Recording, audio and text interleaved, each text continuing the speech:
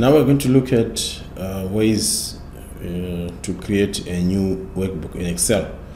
When you open your Excel application, it creates workbooks for you. Usually it gives you the book one, which is the default workbook that it creates for you. But if you work on that workbook and you decide no, you want to open another one, what are the options that you have in opening a new workbook? I'm going to look at quite a number of them that you have.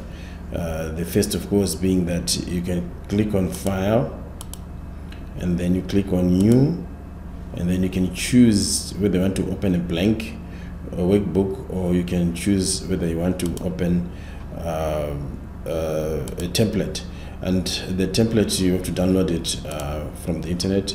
And as you can see, I have opened my workbook here as a template, which I opened and I downloaded it from the internet. Remember when we talked in previous video about the quick access toolbar? If you go to the quick access toolbar, you can put the new workbook icon here, so you can always start a new workbook by clicking on this new icon, and the workbook comes in here immediately for your use. And another option as well is to use Control N. If you use Control N on your keyboard, you also get a new workbook created for you by using Control N. Those are the ways that I wanted to show you, which you have in creating a new workbook. And when we open a new workbook, these are the properties of the new workbook that come when you open one.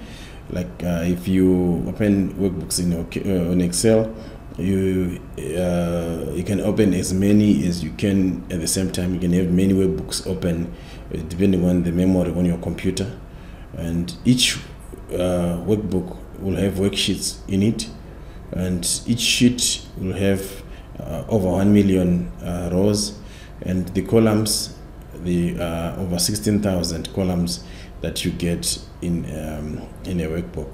So basically that's the new workbook for you.